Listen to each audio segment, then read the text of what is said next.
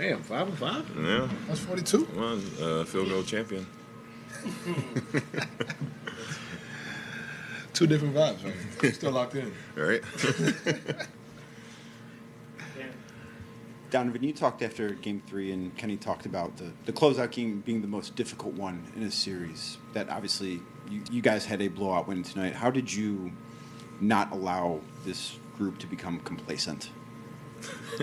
This guy right here. I mean, like, we all had the mindset. Max sent a text last night in the group chat, just reminding us. And it really speaks to the collectiveness of the group, what we have. And then when you get out there and he sets the tone with a steal and a dunk, you know what I'm saying? Like, it really, And then he had some words that he said to me that I won't repeat, but that's when I knew we were going to win. Like, that just speaks to where we're all at, and that's the biggest thing, just the maturity level as a group. But we handled our business, and this is the toughest game of the series, and for us, we really set the tone, and that's something to be proud of. You guys came to Miami and won 2 games without Darius available because of his injury, and you won those games by 92 points combined. What does that say about the rest of this group? As a group, next man up. We've shown it all year. When I've been out, when you haven't been out, when Ev's been out, but DG's been out. We've shown it all year. We're a resilient group. Everybody's ready, and that just speaks to us, our work ethic, our collectiveness, and then Kenny for putting us in the right spots consistently. For either one of you guys, you talked before the series started, no matter what happens, you're going to gain something from the series against Miami, and it's going to make you better for this playoff journey ahead. What do you feel like that was? Our intensity on the defensive end. I feel like that took leaps and bounds every single game that we played, and tonight was an excellent showing of how intense we can play, what level and standards that we can be at every single night. Donovan, what did the text read from Max? It said, I'll make sure I can read all of it. Take care of business so we can get some rest into the next round. Let's take all the advantages we can get, plus other words. But that just speaks to our group, man. Like, it's everybody. You know what I mean? Like, you can point to Jay, you can point to me, Ev, and Max has been that guy for us consistently. But like, it just speaks to our group and our camaraderie, and understanding the moment, which is huge. Tyler Herro was talking a lot of trash throughout the course of this series, and You've been waiting for this one. You've been waiting. He finished 1 of 10 from the field with 4 points. Can you just speak to Max's defensive effort, your guys' defensive effort, to neutralize him? Big time, man. When Max Strus, Sam Merrill, DeAndre Hunter, Dean Wade, just continuing to take that challenge.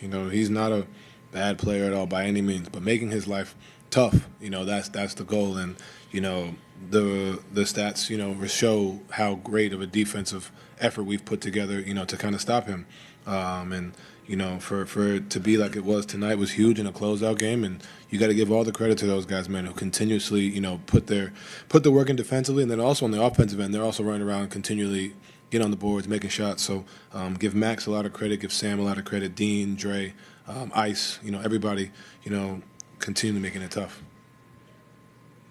Kenny was just talking about DeAndre after the trade, all the circumstances that he went through, the road trips, and maybe never quite settling in now that he was able to maybe catch his breath a bit. Right. When you get a more maybe dynamic DeAndre Hunter, what does that do for you guys? It just opens it up for everybody else. I feel like this whole playoff series, he started out 0 points the first game. He just kept getting more and more comfortable.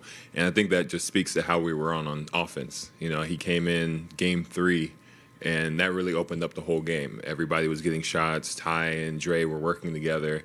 When he's comfortable and he's in the flow of things, it makes the offense run so much smoother.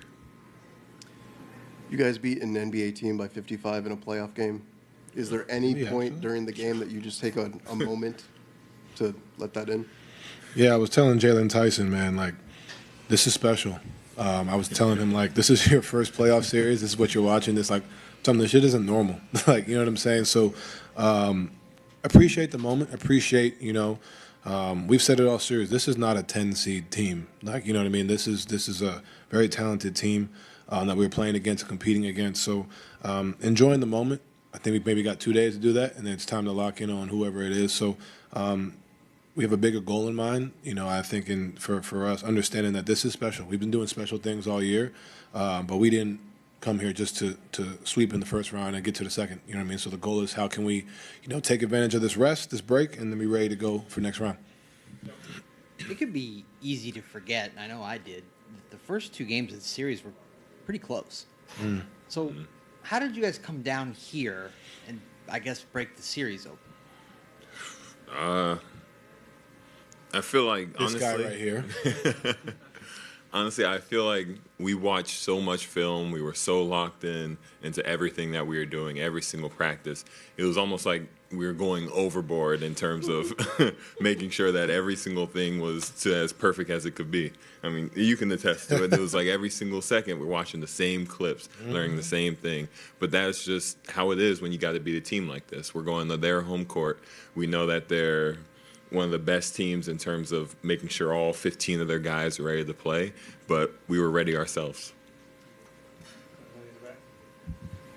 For any of you, being first seed and now sweeping the series, was that the expectation from day one, or this result surpassed the expectation? And what's the expectation from now on? The expectation, obviously you go in to expect to win every game. We know with a team like this, anything's possible. They're able to take a game, they're able to take 2 games. But the expectation was for us to play our brand of basketball, our level of intensity. And if we play like that every single night, I feel like we can sweep a lot of teams. Donovan, there was a point in the second quarter, you guys were up by 34, and then there was a timeout, and you and Max had a passionate discussion about either an offensive breakdown or a defensive breakdown. What does that speak to? Our desperation. I think we had another talk in the third quarter. I flopped and tried to draw a foul instead of contesting the 3, and Max was like, what the fuck is that? You know what I mean? Excuse my language, and I hope I don't get fined, but very passionate about that stuff because that's what it takes. You know what I'm saying?